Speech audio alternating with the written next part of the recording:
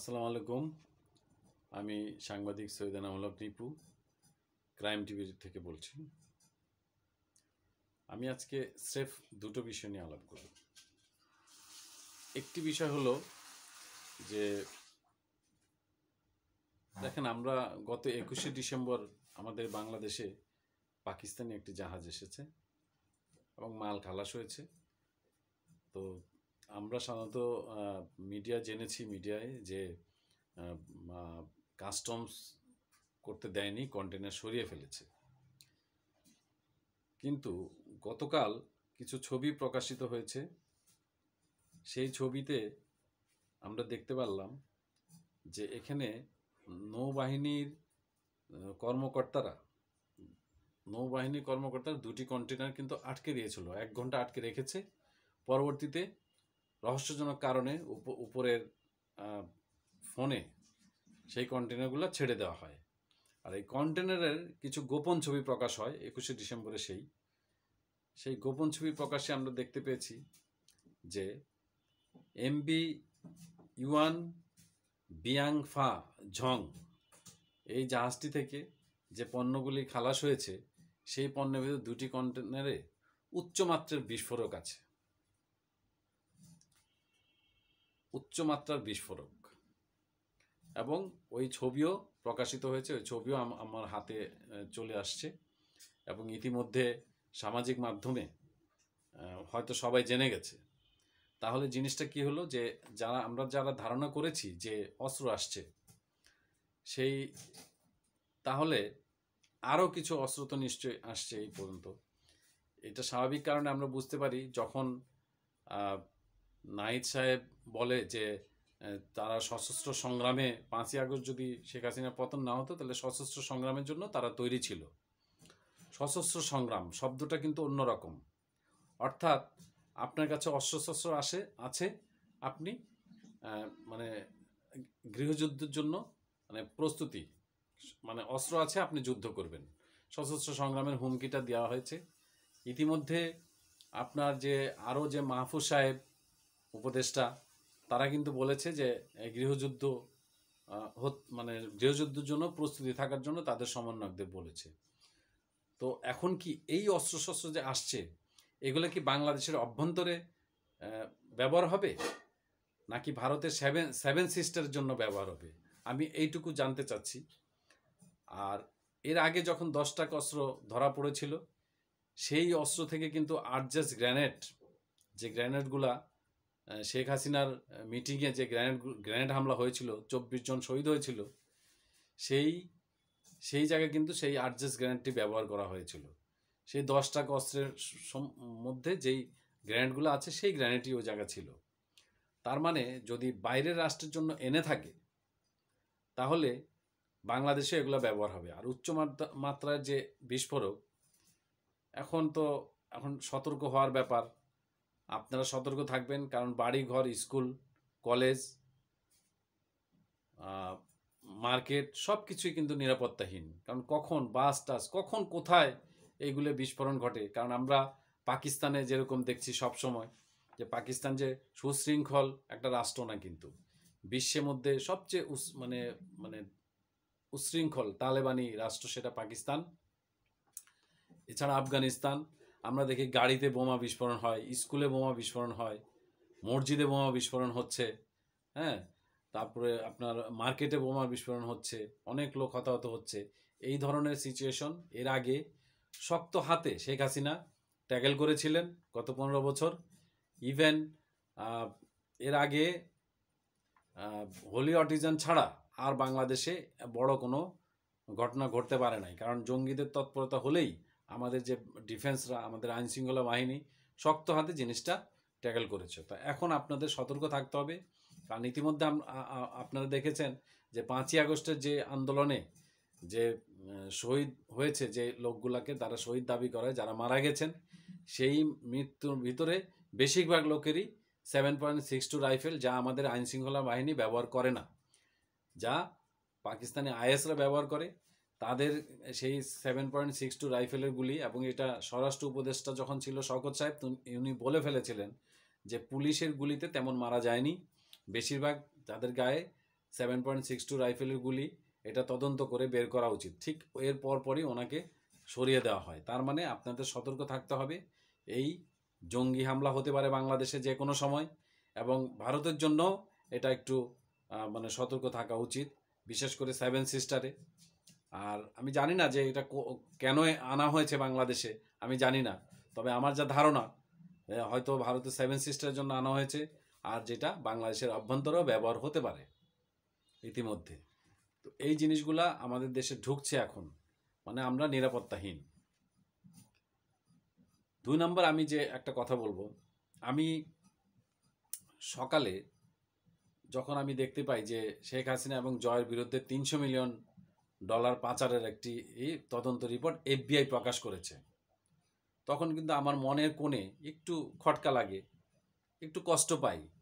যে এতদিন তো আমরা জানতাম যেমন রাশিয়ার যে রোসাটম পারমাণবিক চুল্লি, যেখান থেকে আপনার এই টাকাটা পাচার হয়েছে বলে বলা হয়েছে, যেখান থেকে যে 6 বিলিয়ন পাচার হয়েছে, টিউলিপও জড়িত, সেই পারমাণবিক চুল্লি আমরা যেটা রোসাটম যে কোম্পানি যাদের সাথে চুক্তি, ওরা সরাসরি অস্বীকার করছে যে এখানে কোনো মানে কারচুপি হয় নাই, কোনো অর্থ আত্মসাৎ বা ঘুষের কোনো লেনদেন কোনো কিছু হয় নাই। আর প্রজেক্টটাই 10 বিলিয়নে, সেখানে 6 মিলিয়ন কীভাবে হয়? এমনকি রাশিয়ান অ্যাম্বাসেডারও কিন্তু এটা নাকচ করে দিয়েছে। তো মোটামুটি আমরা জানি যে এগুলা রাশিয়া থেকে নাকচ করা হয়েছে, এখন দুদক তদন্ত করছে, এটা বেরিয়ে আসবে অটোমেটিক যে আসলে কি। কিন্তু যখন দেখি FBI রিপোর্ট, তখন কিন্তু এটার পিছনে আমি হয়ে গিয়েছিলাম যে হ্যাঁ, তাহলে তো কিছু না কিছু, যা কিছু রটে কিছু না কিছু বটে, তাহলে শেখ হাসিনা, জয় এরা জড়িত থাকতে পারে। কিন্তু এটা নিয়ে ঘাটাঘাটি শুরু। তা আমরা আমাদের যে সোর্স, তারা জানালো মার্কিন যুক্তরাষ্ট্রের department of justice senior trial academy Linda Samuel, এই লিন্ডা স্যামুয়েল ওনার সাথে আলাপ করে স্পেশাল এজেন্ট লা পিরেটোর সাথে যোগাযোগ করতে ওরা দেখতে পাইছে যে যুক্তরাষ্ট্রের বিভিন্ন ব্যাংক অ্যাকাউন্টে বাংলাদেশ থেকে 300 মিলিয়ন চলে গেছে, এটা তারা দেখতে পাইছে। এইটা নিয়ে একটু আমাদের যে সোর্স, তারা খবর দিল যে এই যে লিন্ডা স্যামুয়েল, তিনি 2013 সালে সেপ্টেম্বর মাসে উনি ইন্তেকাল করেছেন, মারা গেছেন 2013 সালের সেপ্টেম্বরে। তাহলে সেই লিন্ডা স্যামুয়েলের নামে যে FBI রিপোর্টটা করা হলো, এই ঘটনাটা কি? তাহলে সম্পূর্ণ একটা মানে মানে বর্তমান যে সরকার বা যারা ফাঁসাতে চাচ্ছে আওয়ামী লীগকে, হ্যাঁ, তারা যে এতটা মানে অর্বাচীন বা এতটা অবুঝ, এটা দেখলে বোঝা যায় যে তারা ভেবেছে যে একটা মৃত ব্যক্তির নামে যদি একটা ফেক নিউজ করি, তাহলে এটার কোনো মানে বের করতে পারবে না। কিন্তু এখন তো সারা পৃথিবী হলো ডিজিটাল যুগে বসবাস করতেছে, বরঞ্চ বাংলাদেশ পিছিয়ে আছে। আর সেই জায়গায় এখন এটা বের করার কোনো ঘটনাই না। এখন দেখা গেল যে এই লিন্ডা স্যামুয়েল, এই ভদ্রলোক, উনি টেস্ট ডিপার্টমেন্টের জাস্টিস সিনিয়র ট্রায়াল অ্যাটর্নি ছিলেন। এই ভদ্রলোক মারা গেছে 2013 সালে সেপ্টেম্বরে। তাহলে তার নামে, তার রেফারেন্সে, হ্যাঁ, এই একটা ফেক নিউজ কিভাবে করা হয়? তাহলে এই ফেক নিউজটাতে করা হলো এই সাধারণ মানুষকে যে বোঝানো হচ্ছে যে তারা দুর্নীতি করেছে, আর তারা যে অস্বীকার করেছে, তাহলে আমরা দেখতে পাচ্ছি কি একজন মৃত ব্যক্তির নামে। তো বাপের বেটা হলে যারা রিপোর্টটা একবার সরাসরি পাবেন, সেদিনকেও আমি শুনেছি যে একটা টেলিফোন ভয় যে শেখ হাসিনা স্বয়ং চ্যালেঞ্জ ছুড়ে দিয়েছেন, এবং জয়ও চ্যালেঞ্জ ছুড়ে দিয়েছেন যে তদন্তের মানে যে দুর্নীতির প্রমাণের চ্যালেঞ্জ ছুড়ে দিয়েছেন বিভিন্ন প্রজেক্টের উপরে। এছাড়া আপনার ওই যে টিউলিপ, তিনি ইংল্যান্ডের প্রধানমন্ত্রী অবজারভেশন করছেন, এবং দুদকের যে তদন্তটা সেটার উপর অবশ্যই অবজারভেশন করবেন, কারণ ইংল্যান্ডে এই ধরনের কোনো কিছু হয় না। তো আমি দেখছি যে এই যে জিনিসগুলা, এটাতে কি দাঁড়ায়। আবার যেমন সচিবালয়ে আগুন ধরেছে, আপনারা এত কেন কষ্ট করছেন? এত তদন্ত কমিটি, একটা তদন্ত কমিটি করে আবার ওইটা বাদ দিয়ে আবার আরেকটা তদন্ত কমিটি করেন, কেন করেন? সচিবালয়ের ভিতরে মানে ক্যামেরা তো দূরের কথা, উন্নত মানের উচ্চ ক্ষমতা সম্পন্ন হাই রেজুলেশন যে নাইট ভিশন ক্যামেরা আছে, যে প্রচণ্ড অন্ধকারেও পরিষ্কার দেখা যাবে যে কেউ আসা যাওয়া করে কিনা বাকি। তো সেই ক্যামেরার সিসি ফুটেজ দেখলেই তো আপনাদের হয়ে যায়। তাহলে এত তদন্ত কমিটির তো কোনো মানে হয় না। তদন্ত কমিটি করে করে করে করে আপনারা আওয়ামী লীগকে ফাঁসাতে চাচ্ছেন। আর আওয়ামী লীগ তো দেশের বাইরেই। আর আমরা যারা সাধারণ কর্মী আছি আমরা তো সচিবালয়ের চোখ দিয়েও মানে আশেপাশ দিয়েও হাঁটি না। তা আমাদের যে আপনারা ফাঁসাবেন, কিভাবে ফাঁসাবেন? এখন আপনারা আসলে মূলত এক ঢিলে দুই পাখি মারতে চেয়েছেন। সচিবালয়ের ভিতরে আপনারা যে সাম্প্রতিক ক্যাডার ভিত্তিক যে আন্দোলনটা চলছে, তারা যে 48 ঘন্টার একটা সময় বেঁধে দিয়েছিল যে মুহিত চৌধুরীকে পদত্যাগের, আপনারা সেই জিনিসটা কাভার করবেন 1 নাম্বার, আর 2 নাম্বার আওয়ামী লীগকে দোষারোপ করা যাবে এই ধরনের। আর আরও একটা কারণ আছে, আপনাদের ইতিমধ্যে আমরা শুনেছি যে ছাত্র নেতারা, ছাত্র সমন্বয়করা গভীর রাত পর্যন্ত সচিবালয়ে অবস্থান করে।